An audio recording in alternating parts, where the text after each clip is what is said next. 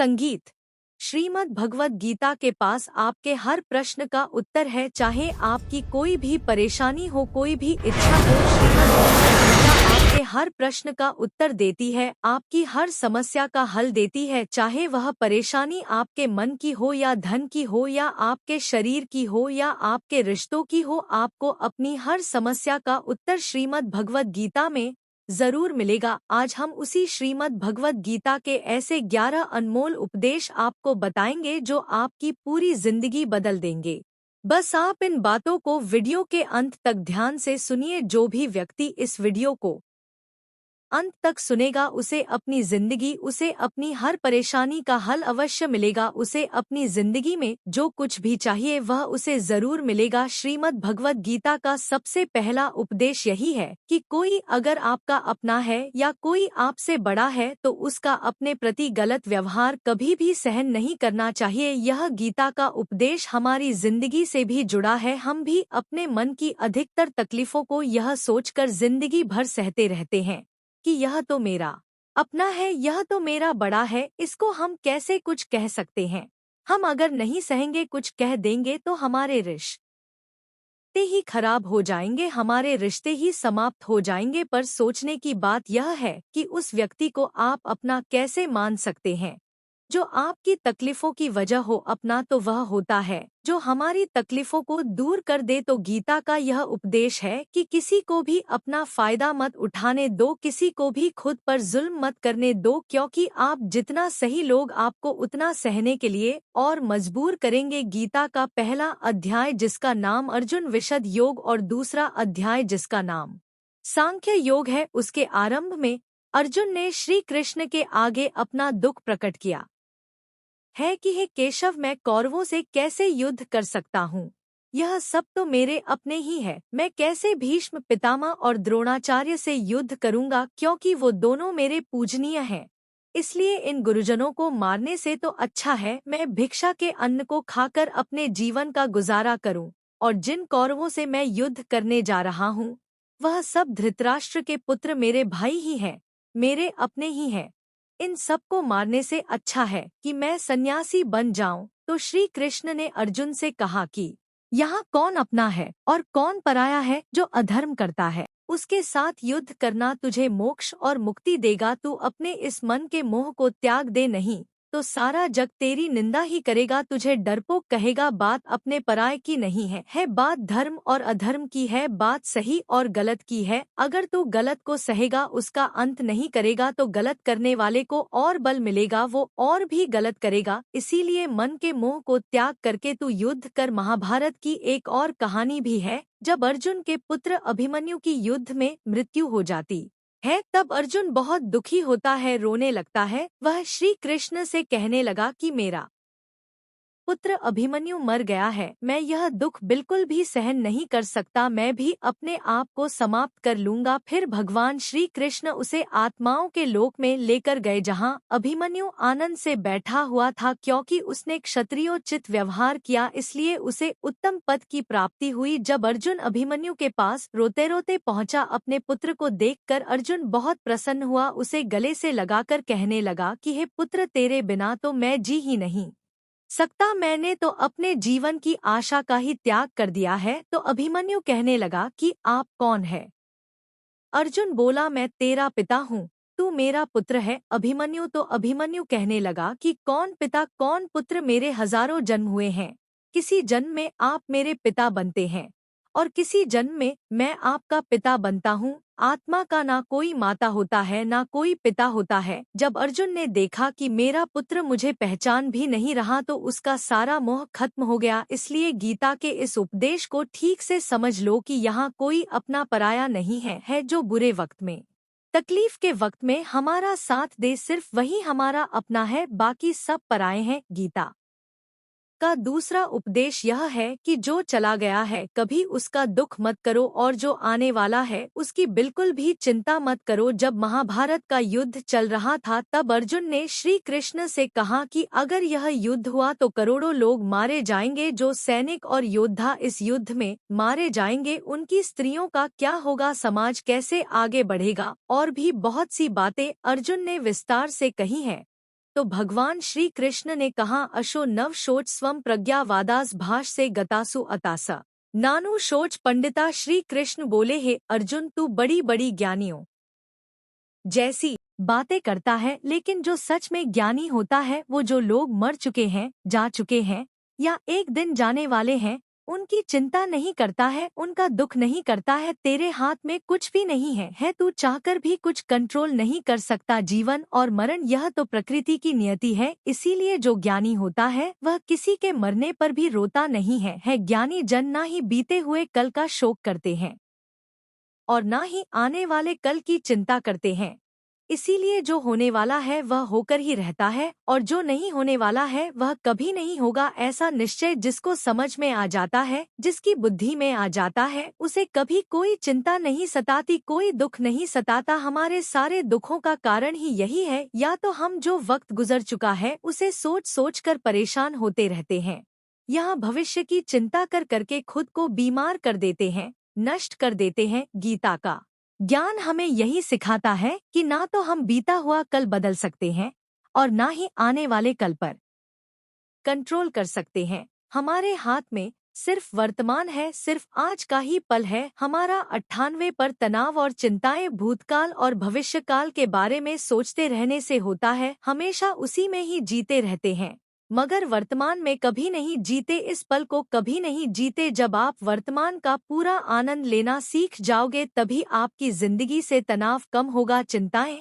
खत्म होगी। वर्तमान में जीना एक बहुत बड़ी उपलब्धि है। हमारे हाथ में भी सिर्फ आज का ही पल है, हमें जो भी करना है आज ही करना है। कभी भी यह सोचकर समय को नष्ट नहीं करना चाहिए कि अभी मेरे पास बहुत समय बचा है। एक गुरुजी ने अपने एक शिष्य को पारस का पत्थर दिया। उनका वह शिष्य बहुत आलसी था, हर काम को कल पे टाल देता था। तो गुरुजी ने उसे कहा कि मैं तुझे यह पारस पत्थर दे रहा हूँ, इस पारस पत्थर से जब तू लोहे को स्पर्श कराएगा तो वह लोहा स्वर्ण बन जाएगा, सोना बन जाएगा। और यह पारस पत्थर मैं तुझे 1 महीने के लिए दे रहा हूँ, जब 1 महीना समाप्त हो जाएगा तब मैं तुझसे यह पत्थर वापस ले लूंगा, तब तक तू इस पत्थर को अपने पास ही रख। गुरुजी का वह शिष्य बाजार में लोहा खरीदने के लिए गया। जब बाजार में वह लोहा खरीदने पहुंचा तो उसे लोहे का वह रेट बहुत महंगा लगा। उसने कहा, थोड़ी दिन रुक के ले लूंगा जब लोहे का रेट कम हो जाएगा, पर उसकी बुद्धि में यह बिल्कुल नहीं आया।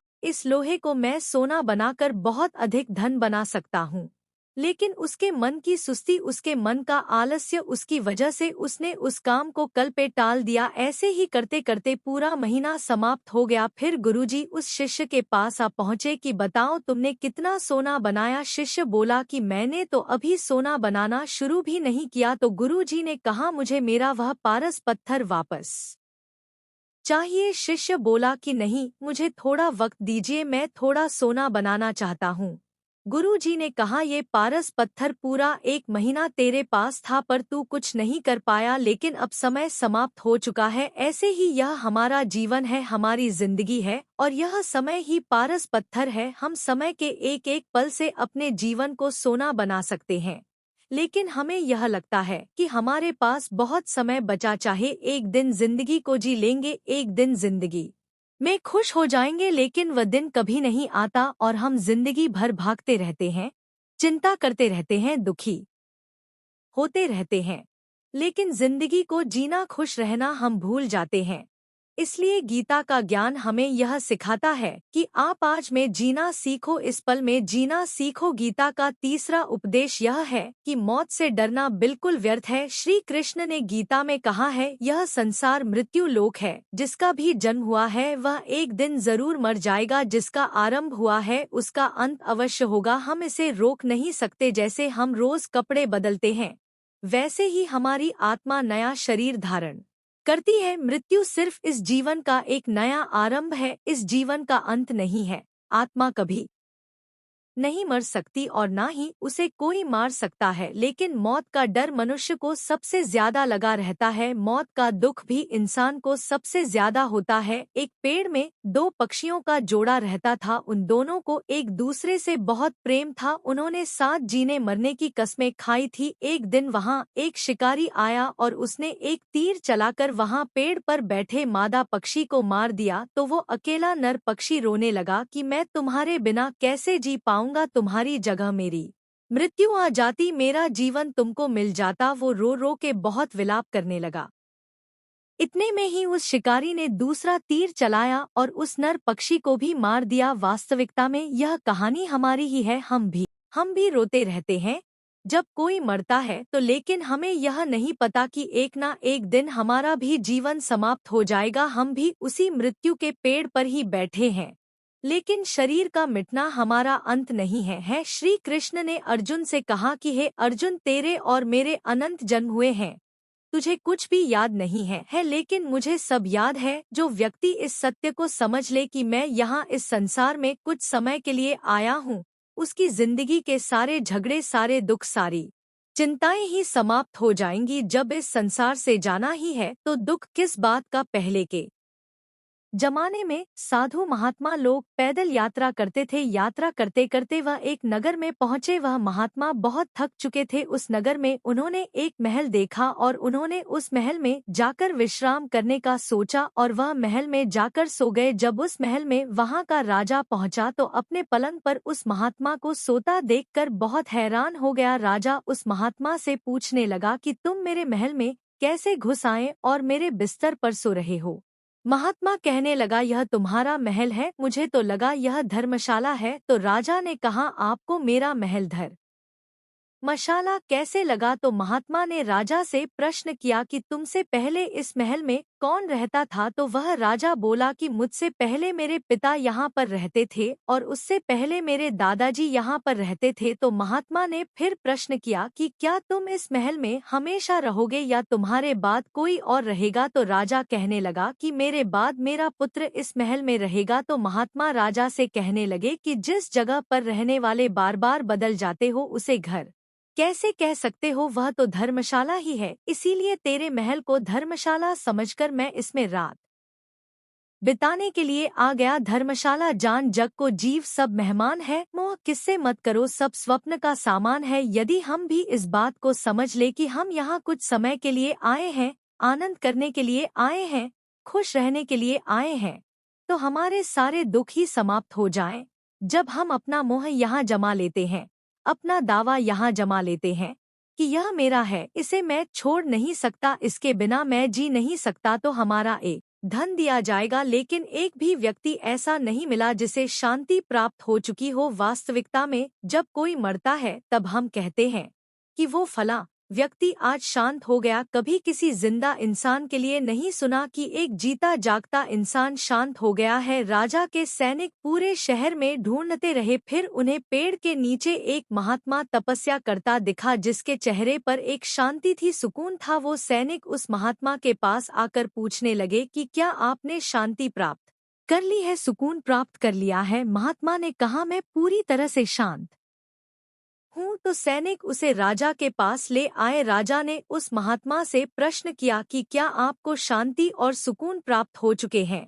वह महात्मा कहने लगे, महाराज मैं पूरी तरह से शांत हूँ, मुझे कोई चिंता नहीं, मुझे किसी चीज की लालच नहीं, मुझे कोई इच्छा नहीं है। तो राजा भी बहुत प्रसन्न हो गए कि आखिर वह व्यक्ति मिल ही गया जिसे शांति की प्राप्ति हो चुकी है, इसे सुकून प्राप्त हो चुका है। तो राजा उस महात्मा से कहने लगे कि हे महात्मा, आप कृपया करके अपना कुर्ता मुझे दे दीजिए, बदले में आप जो मांगेंगे मैं आपको दे दूंगा। वह महात्मा कहने लगे कि महाराज, सुकून और शांति तो मुझे मिल चुके हैं, लेकिन क्या करूं, मेरे पास कुर्ता ही नहीं है पहनने के लिए जो मैं आपको दे सकूं। जब राजा ने उस महात्मा की यह बात सुनी कि इस महात्मा के पास कुर्ता भी नहीं है पहनने के लिए, उसके बाद भी ये महात्मा एकदम शांत है, इसके जीवन में सुकून है। मैं सारी जिंदगी धन को जोड़ने में लगा रहा, दुनिया जीतने में लगा रहा, लेकिन मुझे शांति नहीं मिली, सुकून नहीं मिला, क्योंकि शांति और सुकून बाहर की चीज नहीं है, अपने भीतर की चीज है। इसीलिए जब तक कोई व्यक्ति अपने मन और विचारों को कंट्रोल नहीं करता तब तक उसके जीवन में सुकून और शांति नहीं आती। और गीता का उपदेश हमें यही सिखाता है कि जीवन में शांति चाहिए तो मन को शांत करना सीखो। गीता का 5वां उपदेश यह है कि वासना, क्रोध और लालच सर्वनाश का कारण है, नर्क का द्वार है। जिस भी मनुष्य में ये 3 अवगुण होते हैं वो हमेशा दूसरों को दुख पहुंचाकर अपने ही सुख और स्वार्थ की पूर्ति करता रहता है। किसी भी चीज की से ज्यादा वासना करना और क्रोधी स्वभाव होना और मन में लालच होना उसके जीवन के सुख को समाप्त कर देते हैं, उसके सारे रिश्तों में जहर भर देते हैं। इन्हें नर्क का द्वार इसीलिए कहा गया है क्योंकि जिस इंसान में अत्यधिक क्रोध है, लालच है, वासना है, उसका पूरा जीवन जहर से भर जाता है। उसको मरने के बाद नहीं जीते जी यहीं पर नर्क का दर्शन होता है। गीता का 6वां उपदेश यह है कि सब भगवान एक ही है, कोई छोटा बड़ा नहीं है सब एक परब्रह्म परमात्मा के अलग अलग रूप और नाम है। श्री कृष्ण ने गीता के 10वें अध्याय विभूति योग में बताया है कि जितने भी जगत के देवी देवता हैं वो सब मेरी ही विभूति है। मैं ही शिव हूँ, मैं ही इंद्र हूँ, मैं ही यक्ष राज कुबेर भी हूँ, मैं ही अग्निदेव हूँ, देवताओं के गुरु बृहस्पति भी मैं हूँ, समुद्र भी मैं ही हूँ, अक्षरों में ओम भी मैं ही हूँ, काल का महाकाल भी मैं ही हूँ, सारे जगत का नाश, उत्पत्ति और पालन करने वाला भी मैं ही हूँ। श्री कृष्ण ने अर्जुन से कहा कि मेरी विभूतियों का कोई अंत नहीं है इसलिए सब भगवान, सब नाम, सब देवता मेरे ही रूप है। इसीलिए तो किसी भी देव या ईश्वर में कभी भेद बुद्धि मत करना, कभी किसी को छोटा बड़ा मत समझना। और गीता का उपदेश हमें यह सिखाता है कभी भी किसी दूसरे के इष्ट को छोटा नहीं समझना चाहिए या इस बात पर झगड़े फसाद नहीं करने चाहिए कि कौन बड़ा है और कौन छोटा है। गीता का 7वां उपदेश यह है, सुख की इच्छा ही आखिर में हमारे दुखों का कारण बन। श्री कृष्ण ने अर्जुन से कहा कि मनुष्य जितना सुखों की लालसा और इच्छा करता है उतना ही उसकी इंद्रियां सुख भोग में आसक्त हो जाती है, उतना ही इंसान का मन संसार के सुख और आकर्षण का गुलाम बन जाता है। और जितना सुख के पीछे भागेगा उतना ही उसे दुख के अनुभव से भी गुजरना पड़ेगा, क्योंकि यह संसार का नियम ही है। जो चीजें शुरू में मन को बहुत आकर्षित करती हैं बाद में बहुत दुख देती हैं, और जो चीजें शुरू में मुश्किल लगती हैं, कठिन लगती हैं, बाद में हमें बहुत काम आती हैं। गीता का 8वां उपदेश यह है, जो भी मनुष्य दुनिया के सारे सहारे छोड़कर सिर्फ भगवान को ही अपना सहारा मान लेता है उसकी हर जरूरत वह ईश्वर पूरी करता है, उसकी हर प्रकार से रक्षा वो परमात्मा ही करता है। अनन्यतयो माम ये जना परपा सते तेषाम नित्याभियुक्ता नाम योगक्षेमम। वहाँ जो भी व्यक्ति मुझे ही अपना सहारा मानता है उसका योगक्षेम मैं वहन करता हूँ। योगक्षेम वहाँ हम अर्थात जो चीज नहीं मिली है उसकी प्राप्ति कराना उसका नाम योग है, और जो चीज जीवन में मिली हुई है उसकी रक्षा करना उसका नाम क्षेम है। तो श्री कृष्ण कहते हैं, जो मुझ पर डिपेंड हो जाते हैं उनको जो चाहिए वो मैं जरूर देता हूँ और उनकी हर प्रकार से मैं रक्षा भी करता हूँ। गीता का 9वां उपदेश यह है कि इस संसार में हमारा कुछ भी नहीं है। गीतासार में आपने कई बार सुना होगा कि तुम्हारा क्या गया जो तुम रोते हो, तुम क्या लाए थे जो तुमने खो दिया, तुमने क्या पैदा किया जो नष्ट हो गया, तुमने जो लिया यहीं से लिया, जो कुछ भी दिया यहीं पर दिया, जो आज तुम्हारा है कल किसी और का होगा, क्योंकि परिवर्तन इस संसार का नियम है। कल तक जिसके बिना आप जी नहीं सकते थे आज उनसे कोई रिश्ता ही नहीं है बातचीत तक नहीं है कहाँ गए वह जीवन भर के सारे रिश्ते, वो सारे मित्र जो साथ जीने मरने की बातें करते थे आज पता भी नहीं कि वह लोग कहाँ चले गए। यह संसार परिवर्तनशील है, सब लोग यहाँ बदल जाते हैं, हर रिश्ता बदल जाता है, और तो और यह हमारा शरीर भी हर दिन बदल रहा है, बचपन से जवानी, जवानी से बुढ़ापा, और एक दिन यह शरीर हमारा साथ छोड़ देता है। तो किसके लिए रोना और किसकी चिंता करना। हम सारी जिंदगी चीजों को, रिश्तों को, जिंदगी को बनाने में, सजाने में, संवारने में लगे रहते हैं, लेकिन एक दिन सब कुछ बिखर जाता है। सारी जिंदगी जिस संपत्ति, जिन रिश्तों के लिए हम लड़ते रहते हैं एक दिन सब कुछ छोड़ करके हमें इस दुनिया से जाना पड़ता है। गीता का 10वां उपदेश हमें यह सिखाता है कि किसी से भी हद से ज्यादा मोह कभी मत करना। श्री कृष्ण ने गीता का पूरा ज्ञान ही अर्जुन के मोह को नष्ट करने के लिए कहा है। यह मोह ही है